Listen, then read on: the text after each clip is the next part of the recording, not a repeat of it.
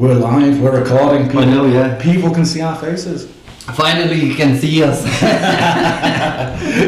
You actually can put a face to which voice as well. I know, yeah. But I think this is episode 13 of the Bad Jiu-Jitsu podcast. Season 2, episode 2. Yeah, I think this technically classes now as the season 2 pilot. Yeah. Because we're going video for the first time. Yeah, well, I was counting in the way that, because it's 2025 and we're doing second podcast, so it's season. It's the second one of the year, but it's the first one with video. Yes. Upgrading. I need to switch off. Getting better. Bringing your phone to the podcast, man. That's ridiculous. No, I switched the sound off. That's rude. I switched the sound off. I got the sound loud on mine. That's even worse than you talking shit about me. That's my jiu-jitsu. I talk shit about stuff that I can't do. Yeah. And then you get smashed, yeah. Oh yeah, all the time. But yeah. Well, we're on video. People can see us. We're upgrading. We're now in the waiting room, which we've kind of commandeered from the gym. I know. I mean, if we would do it down in there, the acoustic would be even worse. I know, but I can tell now. I can hear the acoustic is really strong. We'll just all we'll do is get a lot of egg boxes and stick them on the wall. Because you can hear echo. No, that's just you repeating yourself. Or me repeating yourself. One of us is repeating the other. Well, we'll be fine. Yeah, we'll be fine. It'll be alright. So the leg is better now, yeah? So the leg's alright. The other leg's gone a bit sore because it's been compensating for that leg. I twinged my shoulder. I'm old and I'm broken. So right, okay. But other than that, all's going well. Oh, and I got a bit of ringworm, so that's why I'm wearing a hat. Yeah, because you can, if you remove it, you're gonna spread infection through the video. No, it's not that. It's like, because I can't shave my head, because it's right there. I look more bald, like really bad bald. There's two types of bald. So if you shave your head, it's not as bad. But if you just bald because you've just got no hair at the top, and you've got that weird shadow on the sides. I know they mentioned to me at work, if you don't shave it for longer, it becomes like a bird's nest. Yeah, it's just like a horseshoe of hair around the head. So I try to avoid like publicising. You can be like that Prior took from Robin Hood, you know. I'm probably going to be the big fat guy from Seinfeld. Yeah. Especially with the glasses. Definitely not for me. So I wear my hat, my most fashionable hat, which has been washed about 1 million times now. Because every time I put something on my head, I have to. I know, yeah. It says pee in the pools. I do pee in pools. Why would you waste time getting out to go? You know you get that blue thing around it. That's a myth. No, it works. No, it's not. I tried, it works. That's an urban myth. That's an urban myth that's up there with the white belt that taps a black belt. But it's never happened. It works on the pools, but it doesn't work on like public ones. No. It works on the private one. Have you tested it? Is that how you know? that's why. You just go into pools and blue circles and being like, this is one of them pools. But it's, so again, not really trained last week. It was a bit of we're coming out of this weird Christmas limbo type thing. I'm not trained for 2 weeks. I know. Maybe, yeah, two weeks at least. It's pretty much like just after the grading, the week after the grading, I think you trained, wasn't it? Christmas Eve. Yeah. And I think I did the New Year's Eve one. Did you put some weight? Oh, I always put on weight. I just look at a burger and I put on weight. But that's the thing. That's one of my New Year's resolutions this year, and it's not just for my own sake. It's for losing a bit of weight because I'm going to be doing the refereeing at Ikigai. Yeah. And when I did it last time... So you need to drop weight for that. No, but all these athletes, these guys that are competition ready, make me look fat. Yeah, but you can handle them easily, like, if they eat too much scramble, you just lift them up. It's not just generally looking fat, there's certain things that make you look fatter and fatter. And one of the things that really bugged me about the last Ikigai was when I raised someone's hand because the shirt was a bit short. Oh, that's my stomach underneath, and I was like, it's like my self-esteem, my body image. I was like, no. Oh yeah, remember I was trying to zoom in. You do me over. Where's that hair coming out from? Yeah, I've got a lot of hair. It's either coming from down below or up above.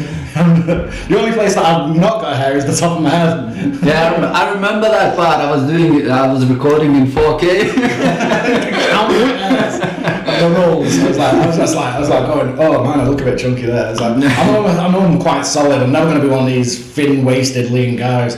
But I was just like, honestly, I just felt a bit chunky when I saw them. I saw that. I was like, oh. So comps in the 1st of February. So I've got a month now just to eat a bit cleaner, drop a bit of weight, drop the carbs a bit. So well, I just checked now. In 2 weeks' time, I put 8 kilos back up. Oh, 8. Nice. I was on the cake diet. Yeah, you celebrated Christmas way too You hard, seen the didn't you? cake I had at home? Yeah, you tried to palm me up with it. I had 2 of them like that. That was half a metre long, that cake. And weighed about 5 pounds, and you know like in the Subway footlong on the cake. It was 2 footlongs and it was massive. It was huge. It was not just a chocolate log. That was the whole tray. So, but it was.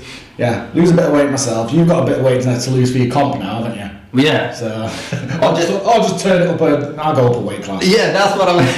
So fuck it. I enjoy cake too much. Yeah, but I'm lazy. That's. You say you're lazy. You're lazy everywhere, like at work and stuff like that. But when you're doing jiu-jitsu and you're rolling, you're non-stop. Yeah, but that's where I need to be active. Well, when someone's trying to kill you. Yeah. It's like the panic sets in, and then you just need to make a run for it. But It's like my missus was saying another day, it's like, you go there, have you learned anything? I said, if someone attacks us, you would see how fast I can run away. That's the first line of self-defense. And she's like, what about me? I was like, everyone for themselves. If you're being attacked, you don't have to be the fastest person, you just got to be faster than the slowest person. Yeah. So, but Kick your friend in the knee and run. that's what that means. Give him a fighting chance. Especially my knee, you kick my knee, I just got to be on the floor crying. So I was like, okay, I can run. I'll run you then. Yeah, we've got the comps coming up. We're now in a changed location here. I know, yeah. Steve's upgrading all of the unit that he's got here. The building has a You can still smell of the paint. Yeah, fresh paint. He's got the new mats down. He's doing the Muay Thai downstairs. I'm not gonna do that. No, and I think Jaden's currently upstairs, like doing one of his lessons. So Yeah.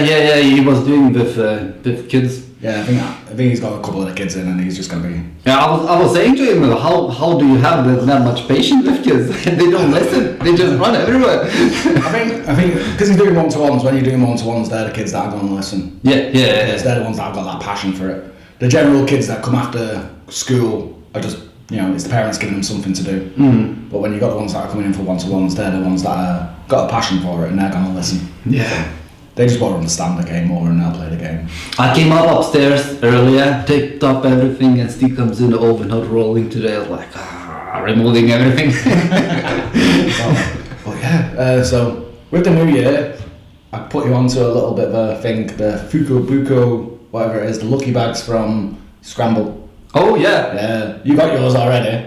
Did you receive the email? I still not received mine. But you're a smaller package, so you should be. I ordered the no gi, you ordered the gi. Yeah. Yours came Friday morning, yeah. And mine's still not. I don't even got the email to say it's on its way. So that's very strange. Because I was assuming we're receiving from the same place, and yours meant to come earlier because you had the no gi, so a smaller package comes faster. I think it might have been a case of they've got a big pile of stuff all pre-packed.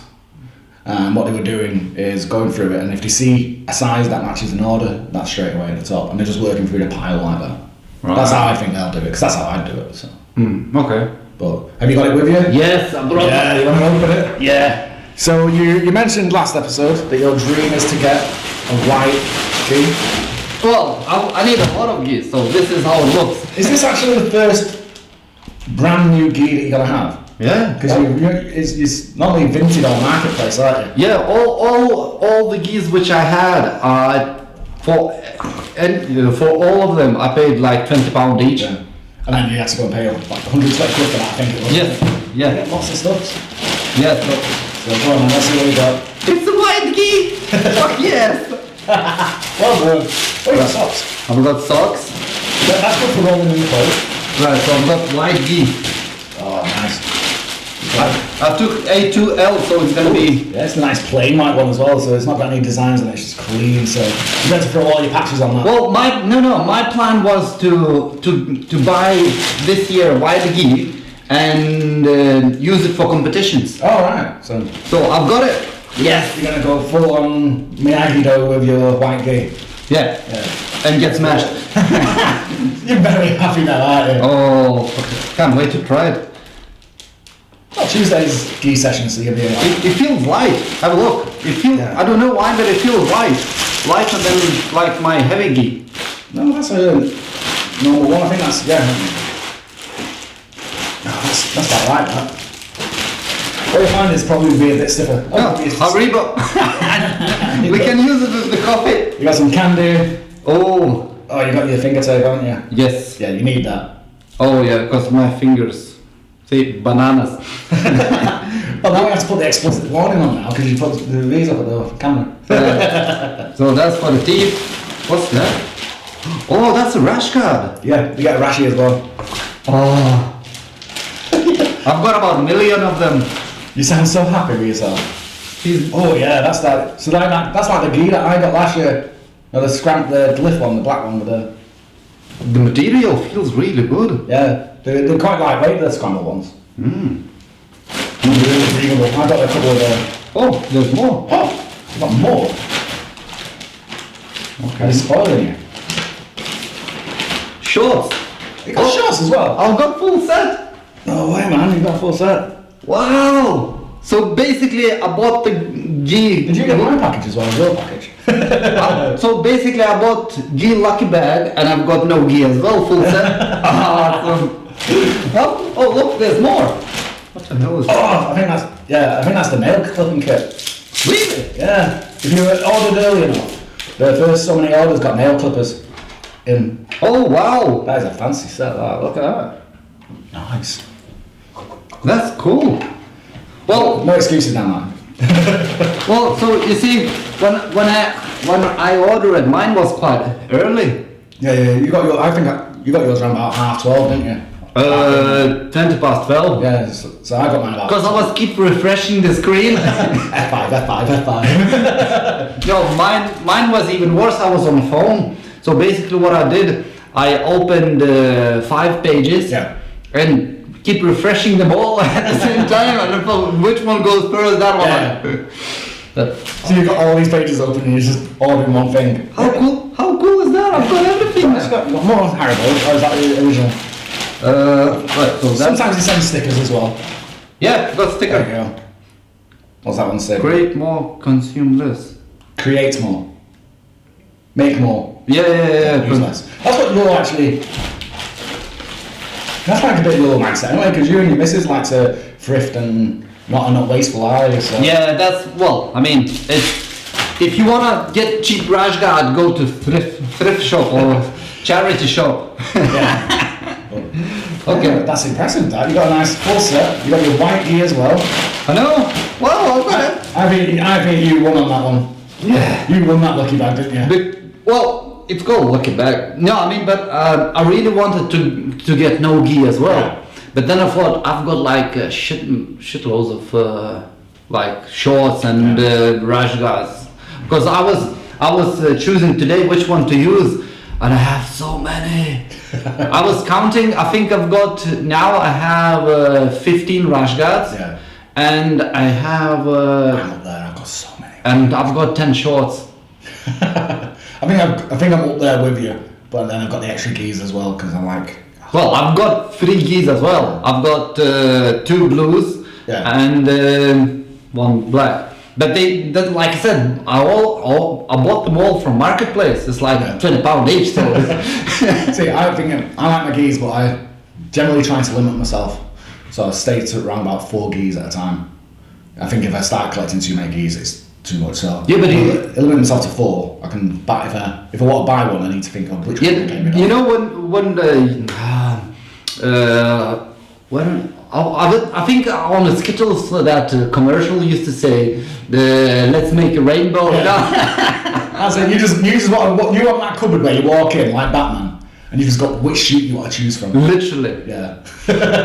But now you got your white one. Yeah, I was saying to my missus, because I said we need to buy a house, and I said I need a room just for geese, because you know, like I said, I'll get the mannequins. And then just dress them in the geese, you know, like, and you put the light above, and you come in like a bad kid, like geese all. Is that the loft conversion? That's what you're doing? Yeah. See that? Or you could have them on a rotating thing, when you see them when they come round in the rotating cupboards and wardrobes. Yeah. You're just there pressing a button going, I'll wear that one tonight. I was saying to her, like, for two of us, we need at least a 4 or 5 bedroom house, and she's like, why do we need so many? I said, well, I'm gonna have a man cave, then I'm gonna have a geek cave, and then I'm gonna have my playroom, like, and you're gonna have your one room. She can have her chick pit. Every man needs a man cave. Oh. Yeah, definitely. But I've got mine, and my missus goes mental. So walk past it and go, this needs cleaning. It's like, it's tidy. It's just got a lot of shit in it. Actually, I ordered the sign. It says enter for basically if you on your own risk. Enter at your own risk. Yeah. Be damned if you do. Because usually if we have, let's say, my nephew's coming visiting us, so I always say to him, if you go inside and something bad happens to you, because literally if you touch something, some fall apart or literally, I said, don't blame me. You went inside. You need that private space, and it's like. Yeah, but yours like.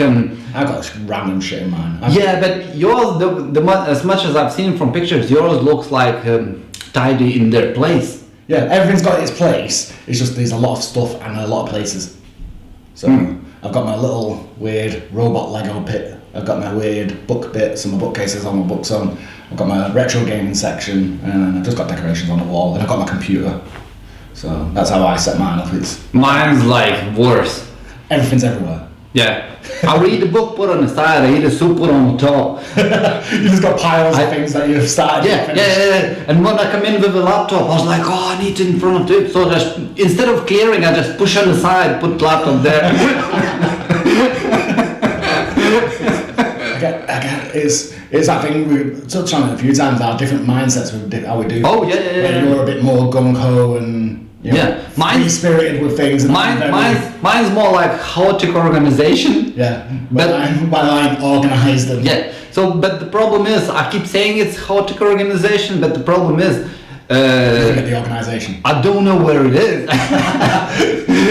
So that's the trick that you need to learn. You need to still remember it. But you like notepads. Just have little notepads of everything. So in pile A is. Or is that just too much organization? No, that's a good idea when you have one notepad. I've got about 50 of them. And then you have a notepad. Your notepad pile, say notepad A, you'll have what's in pile B. The only stuff what I have organized, like literally, like autistically perfect organized, is my rash guards, shorts, and geese. That's the only. The question is, how autistic are you with your geese? Do you iron your geese? No. I did when I started. Really? Yeah. Why? Because I was so paranoid about all the germs and everything, and I just got really into. Yeah, but you wash it on 60 degrees, it doesn't shrink and it kills all the boogies. So I wash it, and in the wash I use my detergent, and I also put extra antibacterial detergent in there as well. And then I still do that, and I was so paranoid about the shrinking and damaging of the gi, right, that when I initially started jiu-jitsu, the way I dried it was very perfectly straightened out, right, so it was all hanging perfectly. Now I just hang it up on the maiden, but when I first started I was very particular. If it's one on that side, it's on the line, but I was very particular about it has to be dried, air dried in a particular way. I was so anal about it was ridiculous. I use vinegar. It removes this like smell. A bit of white vinegar, it goes a long way. In the beginning, you know what I used to do with my gi? I don't know why, but I thought because you come back all sweaty, all your gi wet, so I thought it's bad to wash it when it's sweaty and. Yeah, you need to leave it to dry. Some people think that, and he's like, no. So I used to leave outside to dry it, and then I wash it. Here's one. Do you wash your belt? Yes. Every single time. Yeah. Some people don't wash their belts. With softener. With softener to keep it soft. Yeah. See if people easy. That's why you can see one day I come in like with all my stripes and the next day we roll, I come in without the stripes. It keep falling off. Yeah. I think I don't wash mine every day because I do both gi sessions and I might do other gis if I do a bit of cross training. Mm-hmm. So I'll wash my belt once a week. All right. Guaranteed. Every week it's getting washed. But some people never wash the belts. Wow. There's this like that weird little myth of if you wash your belt you lose your skill. Really? Apparently your belt keeps all your jiu-jitsu. So. I've never heard of that before. That's bullshit. I've actually tried to see if my belt knows jiu-jitsu. I've held it to my head and I'm like, do you know the jiu-jitsu? It didn't answer me. It doesn't whisper in my ear as I'm rolling going, go for a Kimura. It doesn't do stuff like that. No, when it comes to cleanliness, I'm a bit obsessed. Yeah, I am as well. It's like, so that's why when I get things like ring, I get really annoyed with it. I'm like, just, you take care of yourself and you try and take care of yourself as best as you can, but then other people just don't seem to. But it happens this time of year, I think, in a lot of gyms, because when it's Christmas, with a lot of timetables going out the window, people cross-train a lot more. Right. So you'll find people go this gym, this gym, this gym, this gym, and all you need is just one person that's going to rub up against someone, and you can do that. Everyone goes, make sure you wash after this, make sure you do this, make sure the mats are clean. You can do all that. You're still going to get ringworm at some point if you're rubbing up against someone that's got ringworm, no matter how much you wash yourself when it happens. It's just you're reducing the chances of it when it's there. Well, I think I've had a stressful time as well recently, so I think my immune system's just a bit dim as well. So. Well, you see, the cross training, I do, but I don't do very often. Yeah. So basically, the way I think because when we do cross training, I need to travel to another gym. Yeah. So in that part, I become lazy. Yeah. Because here it's my comfort zone. It's like 10 minutes and I'm here. Yeah. And another thing, I always think because I'd say we have about between 20 to 30 people always coming in the gym. So we don't have like lots of different people all the time coming. So literally have between 20 to 30 people, So I always think that the more rolling with them, you build yourself like immunity. You each other a lot. Your biology is kind of like because when I started exposure to it. So let's say I started rolling last year in October. In October I started rolling, and since October till June I had 4 times ringworm. Past that it started reducing. So that means my immunity from what they bring. There's this element of. It's going off a little bit of a tangent is, so in a lot of industries and business, during specific times of the year, you'll find illnesses go up. And it's because you've suddenly been exposed to brand new people. Yes. So the big one is, and it's well known, it's fresh as flu. So people who go university, all these kids go university at the age of 18, they're coming from all over the country. Right. And they're all bringing their localized, immune, biomes up to one central location. So they're all being exposed to each other's colds, flus, etc. And they all get ill.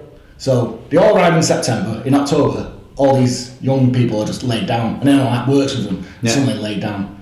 It's like, and it happens like that. And it happens at gyms. If you go to a new gym, first few months you might be getting colds and sniffles and this and that all the time. But once you've settled in and you've kind of adapted to who you're with.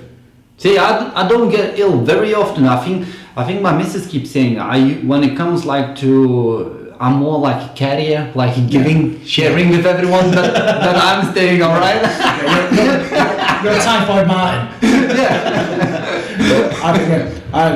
When I get ill, I'm weirdly if I get a cold, colds don't really bother me. I can throw a cold off in a day, but if I get really ill, it flattens me. I'm either not bothered by an illness or I'm flattened by it. I'm not one of these people that I can just get by. I'm like, I'm fine. I just got a bit of sniffle. I'm dead, but it's that thing of if you got something, you stay off the mat. So I was going to come and roll today, but a couple of days ago, the ring appeared. So it's like can't come and roll, but still come do the podcast. I thought we were gonna roll, but we didn't. To be honest, I was a bit happy because it's too cold. You warm up though when you're cuddling someone. You get to warm up. Yeah, well, tomorrow we're gonna roll. Yeah. And if you hold a little spoon, you can warm you up from the bed. We'll be fine. But so you got your. I know, yeah. You're happy with that? You need to hide the address. Yeah. Nobody would see it. Yeah, someone's coming for your ID now. Yes. I can't believe you got a whole no-gi set as well. I know, yeah. I'm pretty sure that wasn't on the list. You got a sneaky little special bag there. Well, I think you needed to say the sizes, everything. I didn't. So I don't know. I think they'll probably assume your size based off your A2L, so you're probably going to get a medium or a large on your rashi. It should be saying somewhere. Large, yeah. No, I don't. Oh yeah, large. It says large, very large there. It is very large. Yeah, so you probably got a I large. was looking for one small letter. You're looking for a little tiny L and it's just a large. It's like I bought one rash guard from Timo. Yeah.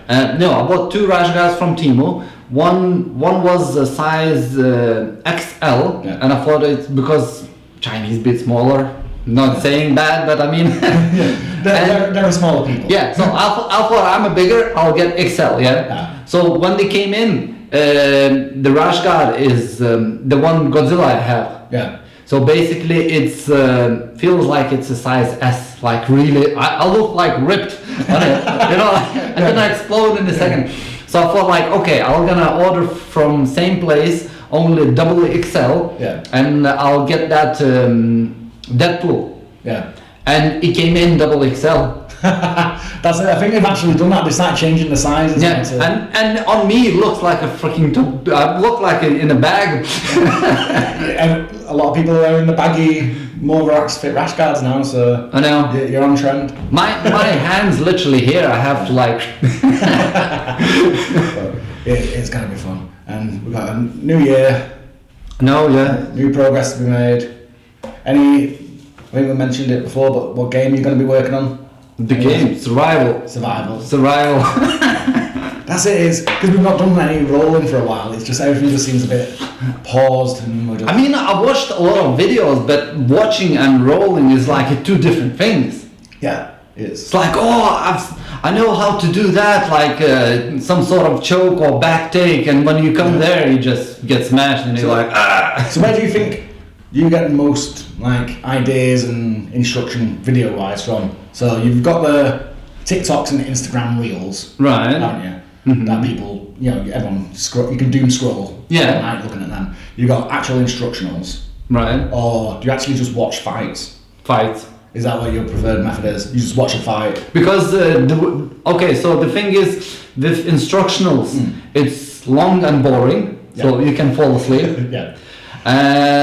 On the TikTok, it shows short ones, but the problem is you don't know do they work. Yeah. But when you watch competitions, you can, let's say, see the takedown, and you can like back up. You can do like You can review the sequence. yeah, you can review a sequence, how they do it, how it works, and because mainly it's because the person doesn't help you to do the drill. Because they're fighting back as well. Yes. You see how it's honestly working. Yeah. So that's how I prefer it. It's got that authenticness. Because the thing is, you said it on the reels where some of them are really quick, they don't explain it, and then just flashy, and you're not sure if they work. You see a lot of them on like Instagram where they will only work if someone is helping you work them. Yeah. Like it's like, oh, you're really lucky, and you're going against someone that's helping you work by not knowing what they're doing. I mean, I tried a couple. I just pissed off the person and I got choked. It's that training thing where they say you need to do 80% of your training with someone worse than you, Yeah. and 20% with someone your level or higher, because you're practicing with the people that are worse. I think what your problem is you're trying these crazy things against Steve. I know, well... It's like, there's a brown belt over there, I'm going to try this move that I've seen once. While we're rolling. While we're live rolling, and I'm just going to give it to him. And then all of a sudden, the instructionals, like you said, are long and boring, especially if you choose the wrong person. Yes. There's not everyone that's pumping instructionals out and making money of them. They know the shit. They know jiu-jitsu. Yeah. That's why they're making money off it. We're not denying that they don't. But it's how you put it out there, how you actually sell it. Yes. And some people, and I'll go out and like name drop it, is Jon Danaher. Jon Danaher is long-winded. He knows his shit. He's a philosophy guy as well. He's good at doing all these motivational posts and stuff like that. But he's too long-winded sometimes.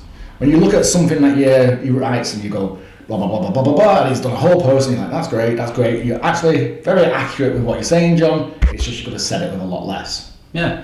Well, and these instructionals are very much the same. You listen to a Jon Danaher instructional and you're going, all right, I might as well watch this at like 1.5 speed, just to get through it. But some other instructionals are really good, where they go on to it, they tell you this, watch out for this is why it works. There you go. And then move on to the next one. It's like sometimes you see like instructional, you open things like, it shows like how to pass guard and back take, and you like press play and you see it's like 3 hours just for that, and you're like, really? It's a lot of time to commit into it, and you think, you know what, that's longer than a session. It's like, that's 2 sessions of rolling, and it's like, you want me to sit here for 3 hours? He goes, it's like, a lot of the people who are watching instructionals know jiu-jitsu. Yeah. So you don't need to go through so many of the basics. Yeah. It's if you're doing an instructional and you know that your audience is going to be primarily competitive blue belts, competitive purple belts, and brown and above, it's all right. You know that you've got a certain level of knowledge. Make that assumption. Yeah. And then you work from there, and you're going to cut out so much shit. That's why I watch competitions. It's like, okay, it's 3 hours, but then I'll see like 20 black belts beat shit out of each other. Yeah. And you're like, yeah. That's it. You watch the fights, you can pick up things from there. It's that directed learning. But I think I was cracking a joke with someone, and I was talking about one of the Jon Danaher posts that he did today. He's done this big thing about, about levers and making sure you get the right lever on someone and using the correct and understanding levers, and engineers always know that you go for the longest lever, like the longest lever. It's like, all right, it's like that can be broken down into like 2 sentences. Long levers apply more force. Use the longest lever necessary. That's it. When you're doing a joint lock, that helps. The longer the lever, you use it. Yeah. And you don't need a big paragraph to say that. It's just like, and I was just thinking of joking with it. It's just laughing with this guy about it. It's just like, yeah. But that's every person puts in differently. Yeah. So the thing is as well, that's Jon Danaher's selling point though. Over explaining, over verbalizing things and putting that hyper intelligent spin on it that isn't really necessary for a lot of people. That's his brand, and he stays on brand, and you can't follow him. Well, yeah, but look, it works for him. Yeah, and that's it. It's his brand, but it's when you see some of the people go, "Oh, he's revolutionary with what he's saying with that," and he goes, "No, that's something that every coach will teach in the thing. They're just not putting it out there in that weird, philosophy professor from Columbia way of doing it. You might just get the guy from who works on a building site who's also a coach in jiu-jitsu who goes, look, long lever, use the longest lever possible, mate. And that's it. And he's teaching the exact same thing, just in a very more simplified and different way. Well, to be honest, what I've learned in here, if you want to progress, just be consistent. Yeah. Just turn up. Yeah. It's you can watch all the instructions in the world. You can try these moves that you're going to see off Instagram, blah blah blah. But at the end of the day, it's like you said, just turn up into the room, because the room is where you're going. The room that you consistently turn up to is where you're going to make most improvements. Because there is a days when you don't want to come in. You come in, and after that you feel like, oh, good that I came in. Sometimes you feel like broken or aching. You can't freaking move that much, so you just go easy. Yeah. Like you go light roll. So just turning up helps a lot, and it keeps you in the routine, keeps you in the mindset. You can learn from doing things at different speeds as well, so you don't always have to go hard. Yeah. But the importance of going to the same room and being consistent in the same room, and I think I mentioned this earlier, but it's actually from a teacher-student dynamic where you could go to another gym right now and roll, and you'll have one roll with their coach. And that coach will be able to go, right, you need to work on this. But what he doesn't know is you might be all right at them. It's just that you've had one roll with him. Yeah. So how can he make a fair assessment on what you need to work on? Whereas if you're with a consistent coach, so with Steve, as he's prowling them out, as he rolls with you, he's watching you. He's watching what you're doing. He knows where your game is. He knows what your skill set is. He knows where you need to work and what you don't need to work. So when you get feedback from Steve, it'll probably be totally different from what this one-time coach says to you, because he's got the insight on what you've got. Yeah. He knows your abilities as well. So a good coach will know your abilities. They'll know your pathway from where you've signed, where you are now. They know your rate of learning. They can get all this in their head. Some of them might not even know they do all this and know all this. And they add all that up, and in the back of their head, they've come up with, now, this is your next step and this is your future plan. Yeah. And they do that, and it's a weird element of it's like, learning and I think it's called epistemology or something like that, where you have your knowledge base and how you deal with knowledge. Yeah. And this is what coaches do, and a good coach will always do it, and they do it automatically. So I don't think Steve's not going to sit there going, I wonder what I can do with Martyn. You go, no, he's watching you. He's got all this background knowledge of you, so he can make the next decision for you. It's like we went to open mat in Grapple Mill, I think so. Maybe there. We went with you, and they had like that MMA ring.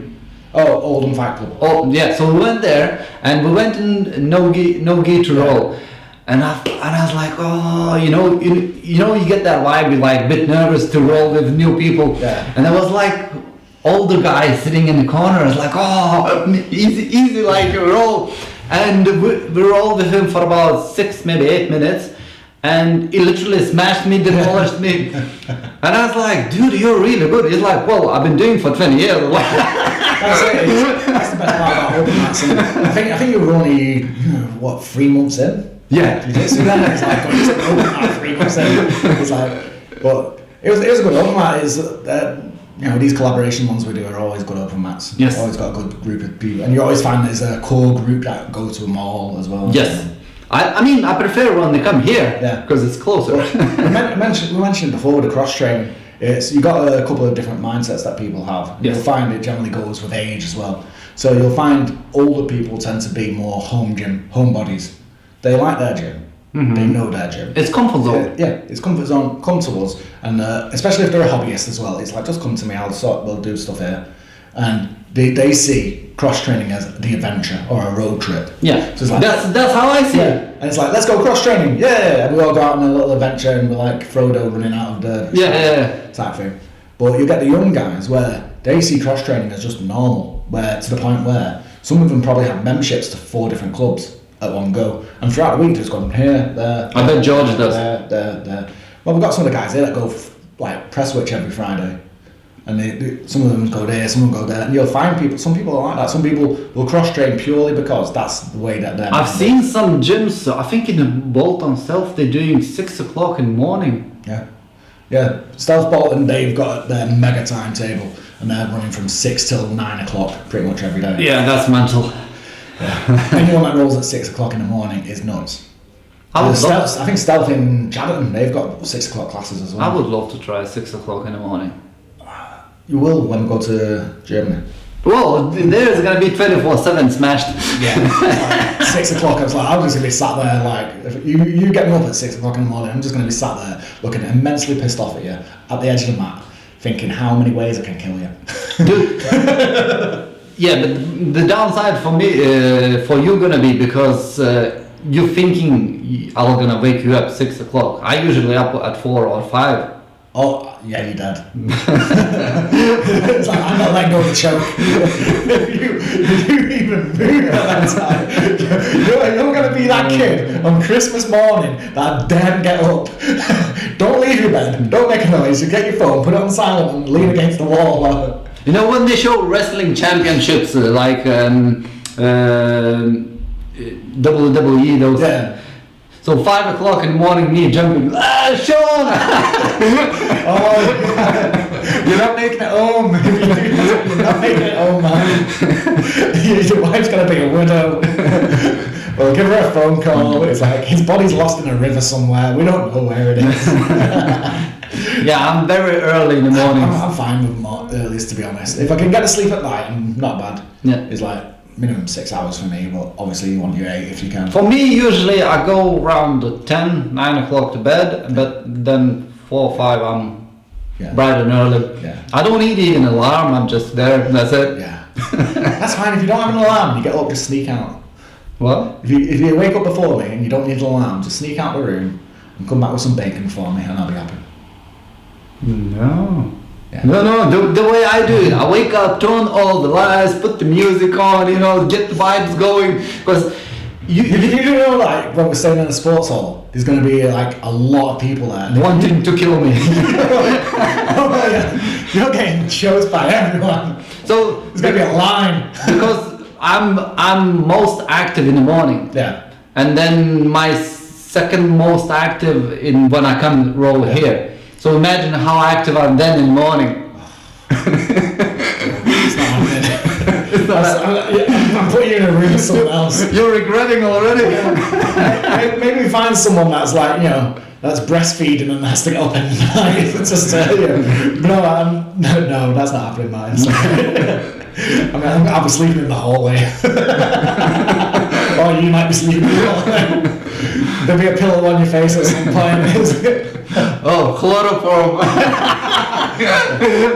well, we're going to a camp where there's going to be a lot of choking involved. Accidents happen. Is it bunk beds? I don't think so. If it is, I'm on the bottom. I'll be up down. I don't mind that. I've been on top bunks before with my stepbrothers, and they were kicking the bottom underneath, and I'm like, no, that's what you've got too much energy. That's at some point. Three times I fell down from bunk beds from the top, sleeping on the top. So you're definitely having a top fan. Anyway, I think we're going to call it time on this. Okay. Yeah. I don't know how long we did it. I don't. That's the thing. Maybe we've hit the 45 minutes. Maybe we've hit. I don't know. It's 11:48. Yeah. But I'll check on the camera. It'll be on the camera. We'll fly around to yours. But yeah, we'd like to thank everyone who's watched. Yeah. We do appreciate it. Now you see who's what. Yeah. And you can be very disappointed if you had any hopes and dreams that we were handsome in any way. But well, anyway, thanks for listening, and we'll see you again next time. Yeah. Bye.